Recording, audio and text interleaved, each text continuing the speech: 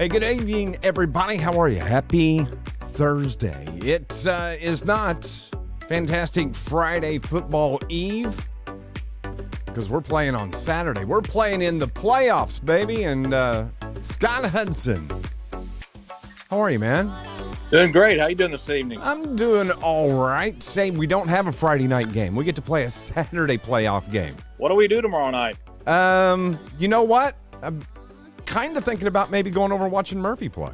You know, I kind of thought the same thing because you don't get a chance to see other teams playing the playoffs when your team's playing because normally everybody plays on a Saturday. But I've kind of had that thought too. We'll see how that plays out. Yeah, I don't know if I'll actually do that. I'll probably hit the couch and take a nap is actually probably what will happen. Hey, last week the Carterville Lions get the 42-7 win. Looked great in that first half. Probably the best that they've looked all year against that Harrisburg Bulldog team. Yeah, coming into that game, we had heard a lot about Harrisburg, that they were an improved team over last year, and really didn't know what to expect, honestly, going into that game. But Carterville took control of the game early, and it was over before halftime.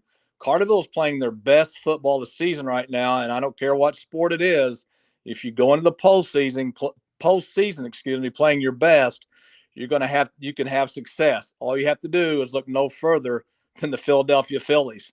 They got in the playoffs. True. Now they're in the World Series, and they're playing the best. Absolutely. You are exactly right. And as a result of that win a week ago, they finished the regular season undefeated, a perfect 9-0, of course, conference champs. And most importantly, it gave them the number one seed in Class 4A in the South bracket.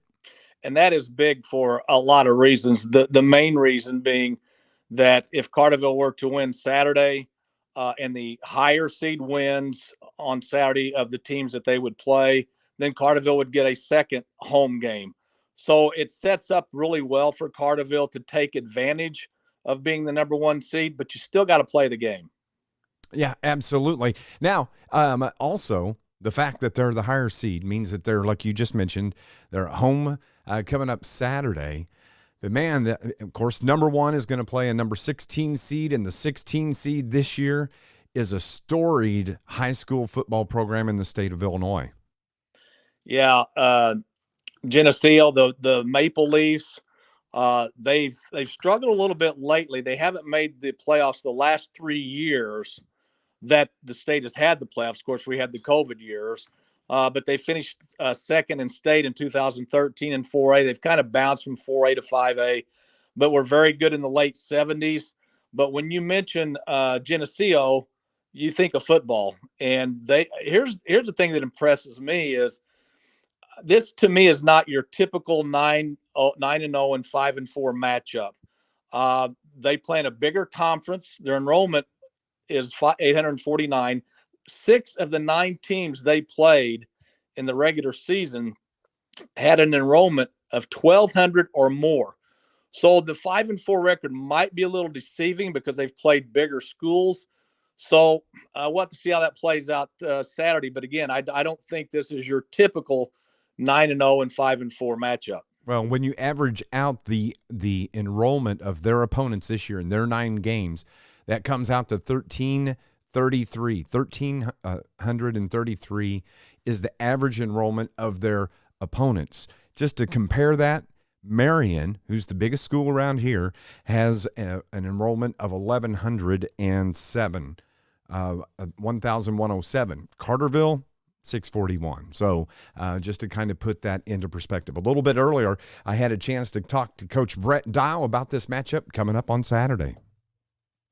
Your Carterville Lions joins us. It's playoff Saturday, buddy. Congratulations on the 9-0, the conference championship.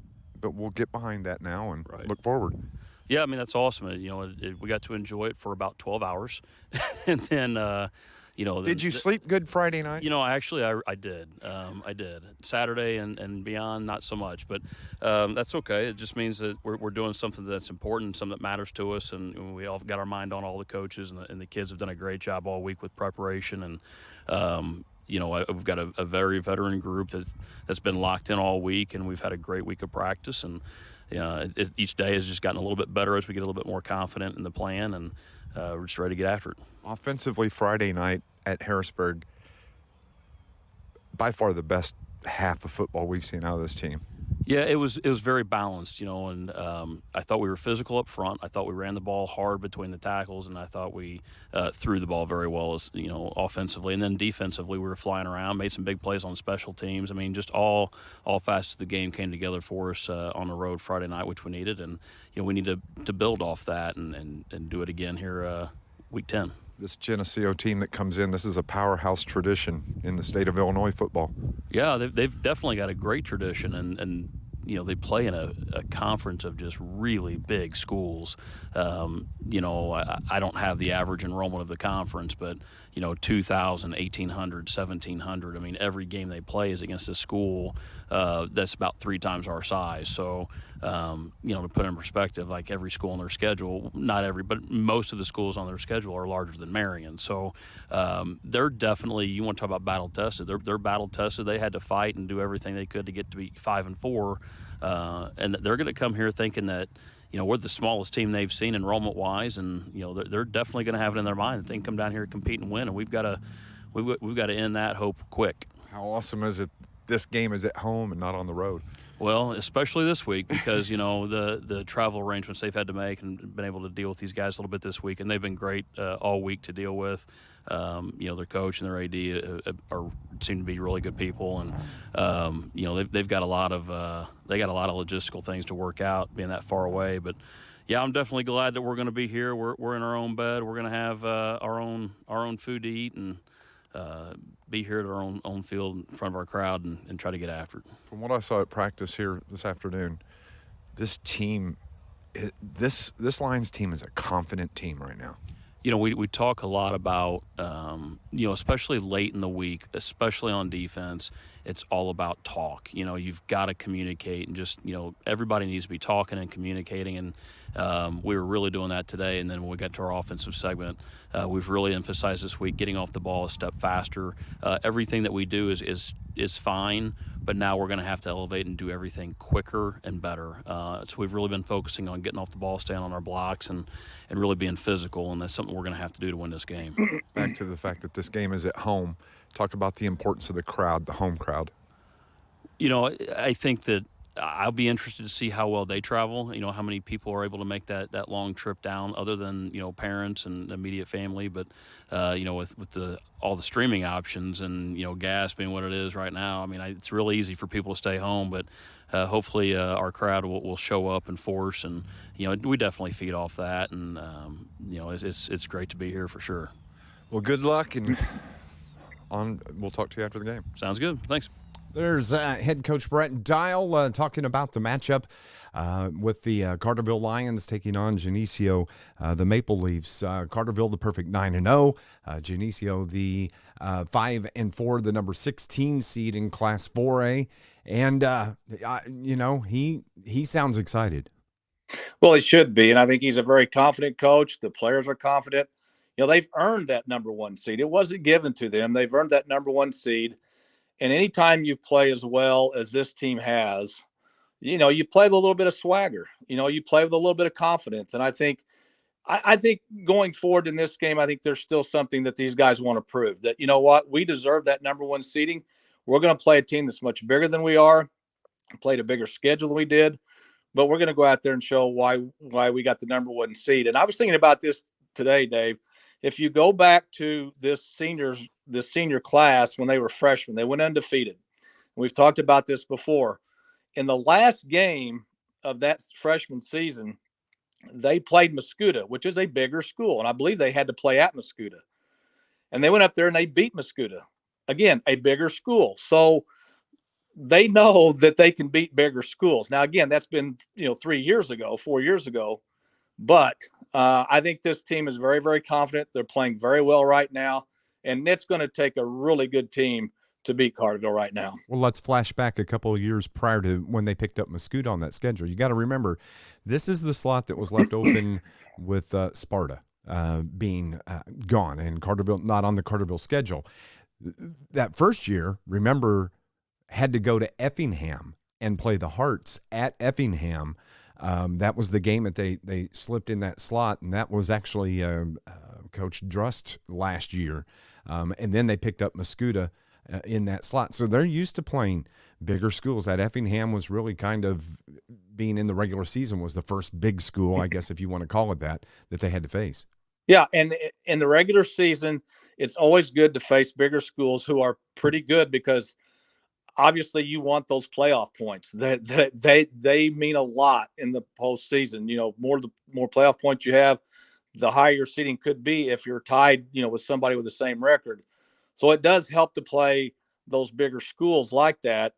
And Effingham was a team that I thought that Carterville might get in the first round because they're in at 5-4 as well. But this is a big game, obviously, for Carterville.